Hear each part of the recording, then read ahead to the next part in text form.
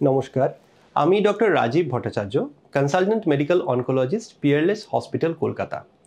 আজকাল যেখানেই দেখি, যাকেই দেখি, সকলের হাতেই একটি করে মোবাইল। এই মোবাইল দেখে আমার মনে একটা প্রশ্ন জাগে যে এই মোবাইল থেকে যে রেডিয়েশন বেরোচ্ছে তার জন্য শরীরে ক্যান্সার হচ্ছে না তো? এই প্রশ্নটি কিন্তু খুব যুক্তিযুক্ত। তার কারণ যে আমরা জানি এক্স রে বা কসমিক রে এই ধরনের রেডিয়েশনের জন্য কিন্তু শরীরে ক্যান্সার হতে পারে। তাহলে মোবাইল থেকেও তো রেডিয়েশন বেরোচ্ছে, তার জন্যেও তো ক্যান্সার হতে পারে, তাই না? এবং আরও একটি গুরুত্বপূর্ণ দিক হলো মোবাইল আমরা কানের কাছে ধরে ব্যবহার করে থাকি। তার মানে মোবাইল থেকে যে রেডিয়েশনটা বেরোচ্ছে সেটা কিন্তু ডাইরেক্টলি চলে যাচ্ছে ব্রেনে। তাহলে মোবাইল থেকে যে রেডিয়েশন বেরোচ্ছে তার জন্য ব্রেন ক্যান্সার হচ্ছে না তো? এই প্রশ্নের উত্তর আজকে আমরা খোঁজার চেষ্টা করি। দেখুন, যেই সমস্ত রেডিয়েশনের জন্য ক্যান্সার হয় যেটা প্রমাণিত, যেমন এক্স রে, সেগুলির ফ্রিকোয়েন্সি অনেক বেশি। যেই এনার্জির বা যেই রেডিয়েশনের ফ্রিকোয়েন্সি বেশি তার এনার্জি তত বেশি এবং ক্যান্সার করার চান্সও তত বেশি। যেমন ধরুন, আমরা যে মোবাইল রেডিয়েশনের মধ্যে এক্সপোজড, অর্থাৎ কিনা 2G রেডিয়েশন, 3G রেডিয়েশন বা এখন তো 4G রেডিয়েশন চলছে, সেখানে এই যে রেডিয়েশনের ফ্রিকোয়েন্সি হচ্ছে অ্যাবাউট 1 to 3 গিগাহার্টজ। আর আধুনিক প্রযুক্তি যে 5G এখন চলে এসেছে তার ফ্রিকোয়েন্সি কিন্তু অলমোস্ট 80 গিগাহার্টজ। তাহলে সেক্ষেত্রে আর একটা ভয় আসে যে এই যে 5G এবারে আস্তে আস্তে আমরা ইউজ করছি আমাদের সুবিধের জন্য, সেটা কি ক্যান্সার করতে পারে?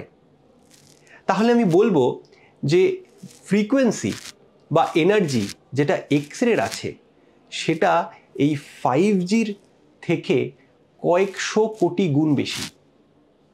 এবং তার ফলে আপনারা বুঝতে পারছেন যে একটা এক্স রে থেকে ক্যান্সার হওয়া যতটা সহজ, এই মোবাইল রেডিয়েশন থেকে ক্যান্সার হওয়ার চান্স কিন্তু ভীষণ ভীষণ রকমভাবে কম। কিন্তু আপনি এই প্রশ্নটাও করতে পারেন যে কম তো হলো, কিন্তু একেবারেই কি নেই, নাকি কিছুটা হলেও আছে? তাহলে সেক্ষেত্রে আমাদেরকে দেখতে হবে যে যবে থেকে এই মোবাইল টেকনোলজি এসেছে, আমরা ইউজ করতে শুরু করেছি র্যাম্প্যান্টলি, ধরুন আমাদের এই শতাব্দীর প্রথম দিক থেকে, এই সময়ের মধ্যে ব্রেন ক্যান্সারের প্রাদুর্ভাব বা ইনসিডেন্স সেটা কি বেড়েছে? তার উত্তর কিন্তু না।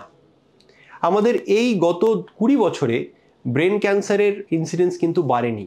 20 বছর আগেও যা ছিল এখনও মোটামুটি তাই আছে। বিভিন্ন রকমের ট্রায়ালস করা হয়েছে, বিভিন্ন রকমের স্টাডি করা হয়েছে এটা দেখার জন্য যে মোবাইল থেকে যে রেডিয়েশন বেরোচ্ছে তার জন্য কোনো ক্যান্সার হয় কিনা। কিছু কিছু স্টাডিতে দেখা গেছে যে 10 বছর বা তারও বেশি সময় ধরে কেউ যদি মোবাইল ইউজ করেন তাহলে তাদের মধ্যে গ্লায়োমা বা অ্যাকস্টিক নিউরোমা নামের একটি ব্রেন টিউমার একটু হলেও বেশি মাত্রায় দেখতে পাওয়া যায়। তো এই সমস্ত ফলে যে একটা ভয়ের বাতাবরণ তৈরি হয়েছে, সেটাকে দেখার জন্য আমাদের বিভিন্ন এজেন্সিজ রয়েছে যারা বলে থাকেন যে এই পার্টিকুলার জিনিসটি থেকে ক্যান্সার হবে কিনা।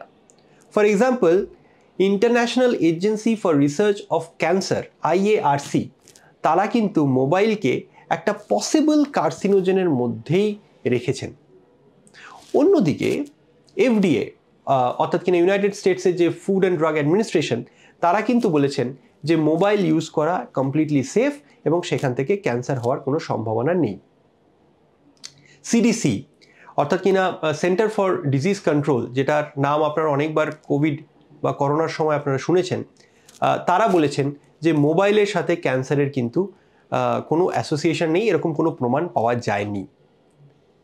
ইউরোপে একটা বিরাট বড় স্টাডি এই মুহূর্তে চলছে যেটার নাম হচ্ছে কসমস স্টাডি, যেখানে প্রায় 3 লক্ষ লোকের মধ্যে মোবাইলের রেডিয়েশনের কি ফলাফল সেটা দেখা হবে এবং সেটা সেই সমস্ত লোকজনদের আগামী 30 বছর ধরে অবজার্ভ করা হবে যে তাদের মধ্যে কোনো রকম এক্সট্রা বেশি বেশি ক্যান্সার ডেভেলপ হচ্ছে কিনা।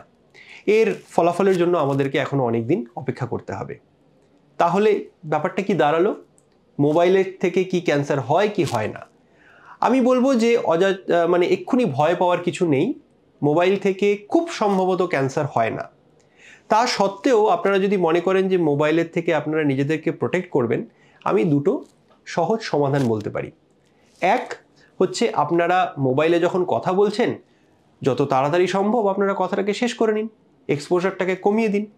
আর নাম্বার 2, মোবাইলকে একটু দূরে রেখেও কিন্তু কথা বলা যায়। হ্যান্ডস ফ্রি সেট ইউজ করে আপনারা হেডসেট ইউজ করে বা ইয়ারপিস ইউজ করে কিন্তু মোবাইলে কথা বলতে পারেন, তাহলেও কিন্তু মোবাইলের যে রেডিয়েশন এক্সপোজারটা সেটা অনেকটা কিন্তু কমে যাবে। কাজেই আমার যেটা মনে হয় যে ভয় না পেয়ে সচেতন থাকা এবং বিজ্ঞান ভিত্তিক উপায় যেভাবে আপনারা যে কোনো ধরনের কার্সিনোজেন থেকে নিজেদেরকে মুক্ত রাখতে পারেন, দূরে রাখতে পারেন, সেটাকে ফলো করাই সবথেকে ভালো। আজকে এই পর্যন্তই, ধন্যবাদ।